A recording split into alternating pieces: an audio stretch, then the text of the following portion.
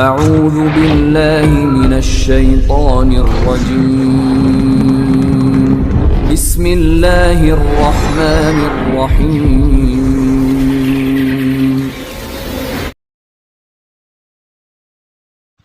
Assalamualaikum warahmatullahi wabarakatuh. Di pertemuan kali ini kita akan belajar tentang makhorijul huruf. Mungkin di antara kita pemula ada yang belum pernah mendengar kalimat makhorijul huruf. Bahkan mungkin di antara kita ada yang meremehkan tentang pembelajaran makhorijul huruf dengan anggapan bahwa tanpa mempelajari makhorijul huruf sudah bisa membaca Al-Quran, bahkan mampu membaca dengan cepat. Tanpa pembelajaran makhorijul huruf, kita akan kesulitan dalam mencapai bacaan yang fasih di dalam membaca Al-Quran.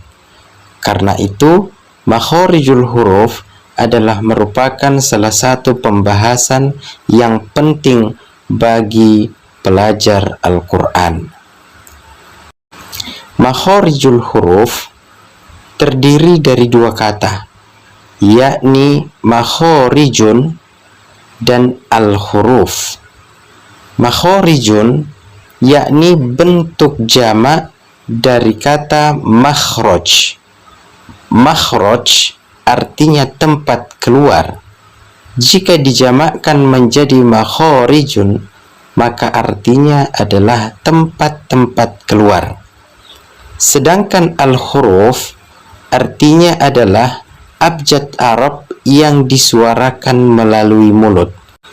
Sehingga kata makhorijul huruf bisa diartikan tempat-tempat keluarnya huruf abjad Arab yang digunakan di dalam bahasa Al-Quran atau yang biasa kita sebut dengan huruf hijaiyah. Para ulama, khususnya para ahli di dalam bidang qiraah, membagi makhorijul huruf menjadi 5 bagian ditinjau dari segi cakupannya.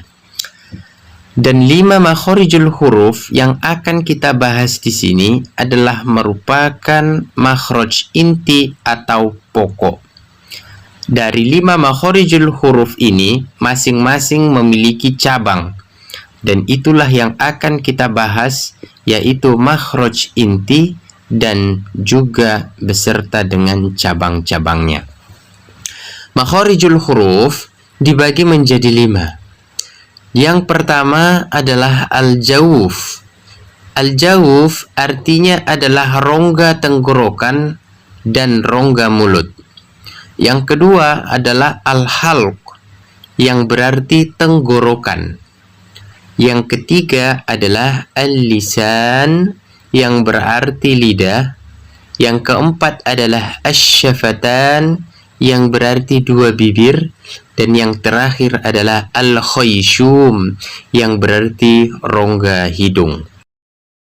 Kita masuk kepada bagian yang pertama, yakni al-jawf. Al-jawf adalah merupakan rongga tenggorokan dan rongga mulut, yakni ruang kosong yang membentang dari tenggorokan hingga permukaan kedua bibir. Di sini keluar huruf mad, yakni yang pertama adalah fathah diikuti alif. A, ba, ta, sa, ja, dan seterusnya. Kemudian yang kedua, yakni dhamma diikuti waw sukun. U, bu, tu, su, ju. Dan yang terakhir adalah kasroh diikuti ya sukun. I, bi, ti, si, ji, dan seterusnya. Setiap huruf yang memanjang disebabkan huruf mad bisa dipastikan keluarnya melalui rongga tenggorokan hingga rongga mulut. Kita beralih ke bagian yang kedua, yakni al-halq. yang berarti tenggorokan. Ditinjau dari segi makhraj, al-halq dibagi menjadi 3 bagian. Pangkal tenggorokan, tengah tenggorokan, ujung tenggorokan, dan inilah yang disebut dengan makhraj cabang. Pangkal tenggorokan keluar 2 huruf, yaitu hamzah dan ha. Ada sedikit perbedaan pita suara di dalam melafalkan huruf hamzah, yakni yang pertama, ketika hamzah berharokat a, i, u, an, in, un, posisi pita suara dalam keadaan terbuka. Sedangkan ketika hamzahnya sukun, maka pita suara dalam keadaan tertutup. A, ba, ta, sa, dan seterusnya. Tengah tenggorokan keluar 2 huruf, yaitu ha dan ain. Ha dan ain. Ujung tenggorokan keluar 2 huruf, yaitu kho dan ghain. Kho dan ghain. Banyak di antara kita yang sering menyamakan huruf ghain dengan abjad Indonesia, yaitu go. Padahal go keluar melalui pangkal lidah, sedangkan ghain keluar melalui ujung tenggorokan. Go, gi, gu. O, ri, ru. Kemudian yang sering terjadi di antara kita, yakni menyamakan huruf hamzah dengan ain. Contoh ketika membaca ta'awudz, harusnya a'udzu billahi. Ada yang membaca a'udzu billahi atau a'udzu billahi. Kemudian menyamakan ha dengan ha. Ihdina, harusnya dibaca ihdina, atau ar-rahmani, harusnya dibaca ar-rahmani. Kita masuk pada bagian yang ketiga dari makharijul huruf, yakni al-lisan. Al-lisan yang berarti lidah. Ditinjau dari makharijul huruf, al-lisan dibagi menjadi 5 bagian. Ujung lidah, tengah lidah, pangkal lidah, tepi lidah bagian belakang, baik tepi bagian kiri maupun tepi bagian kanan. Dan yang terakhir adalah tepi lidah bagian depan. Yang perlu diketahui, setiap bagian lidah yang telah disebutkan harus memiliki landasan atau tempat menempel. Kita mulai dari pangkal lidah. Pangkal lidah dibagi menjadi 2 dan disebut juga makhraj cabang. 1. Pangkal lidah yang menempel di langit-langit paling belakang. Ini merupakan langit-langit paling lunak. Di sini keluar 1 huruf, yaitu huruf qaf. Dan yang kedua, pangkal lidah yang menempel di langit-langit paling belakang sedikit agak ke depan setelah makhraj huruf qaf. Dan ini merupakan langit-langit lunak dan keras. Keluar 1 huruf, yaitu huruf kaf. Agar lebih jelas, mari kita perhatikan posisi lidah pada gambar berikut ini. Huruf qaf lebih dalam dari huruf kaf, sehingga harus menghasilkan suara yang berbeda dari kedua huruf. Contohnya, kita memberikan fathah, o, ka, o, ka. Kemudian kita berikan harokat dhammah, u, ku, ku, ku. Kemudian kita berikan harokat kasroh, qi, ki, qi, ki, qi, ki. Kita lanjut ke tengah lidah. Tengah lidah menempel pada langit-langit yang ada di atasnya. Di sini keluar 3 huruf, yaitu jim, shin, dan ya. Ja, ji, ju, sha, shi, shu, ya, yi, yu. Agar lebih jelas, mari kita perhatikan posisi lidah pada gambar berikut ini.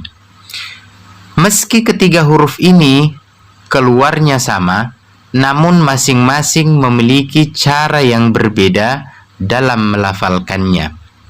Contoh misalnya huruf jim, ja, ji, ju. Tengah lidah harus benar-benar menempel pada langit-langit di atasnya. Sedangkan huruf shin dan ya, sha, shi, shu, ya, yi, yu, yakni tengah lidah dan langit-langit di atasnya tidak menempel. Atau dengan kata lain, tengah lidah agak sedikit mengarah ke langit-langit di atasnya, seperti pada gambar ini. Kita lanjut ke ujung lidah. Ujung lidah memiliki beberapa landasan atau tempat menempel. Yang pertama adalah ujung lidah yang menempel pada gigi seri bawah. Atau dengan kata lain, ujung lidah bertemu dengan bagian bawah dari dinding dalam gigi seri bawah. Lalu suara keluar melewati celah antara kedua gigi seri, yakni gigi seri atas dan gigi seri bawah. Pada makhraj ini keluar 3 huruf, yaitu sin, zai, dan sod. Untuk lebih jelasnya, mari kita perhatikan posisi lidah pada gambar berikut ini. Sa, si, su. Sa, si, su. Sa, si, su. Kemudian za, zi, zu. Za, zi, zu. Za, zi, zu. Untuk huruf sod, pangkal lidah harus naik seperti pada gambar ini agar menghasilkan suara yang lebih tebal. So, si, su. So, si, su. So, si, su. Yang kedua adalah ujung lidah yang menempel pada ujung gigi seri atas. Pada makhraj ini keluar 3 huruf, yaitu tha, zal, dho. Tha, zal, dho. Untuk lebih jelasnya, perhatikan posisi lidah pada gambar ini. Ujung lidah harus dipastikan menempel pada ujung gigi seri bagian atas. Untuk memastikannya, bisa menggunakan cermin untuk dijadikan sebagai alat bantu, atau bisa juga menjepit ujung lidah menggunakan kedua ujung gigi seri, atau dengan kata lain, menggigit sedikit ujung lidahnya. Sa, si, su. Sa, si, su. Sa, si, su. Za, zi, zu.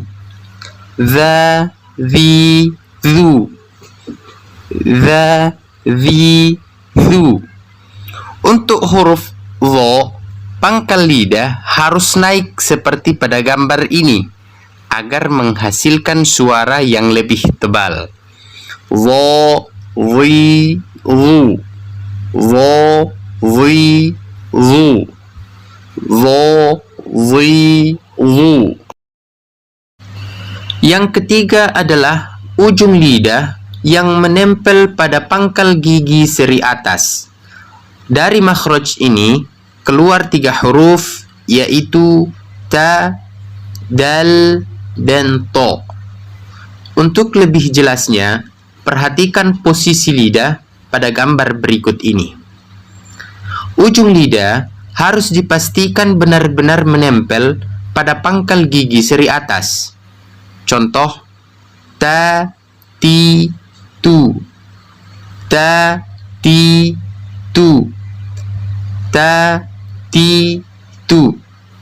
Untuk huruf dal dan to, ujung lidah sedikit ditekan dari huruf ta.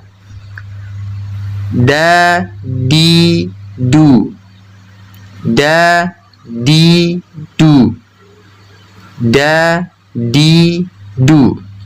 Untuk huruf to, pangkal lidah harus naik seperti pada gambar ini agar menghasilkan suara yang lebih tebal. To, qi, tu. To, qi, tu. To, qi, tu. Yang keempat adalah ujung lidah yang menempel atau bertemu dengan gusi atas.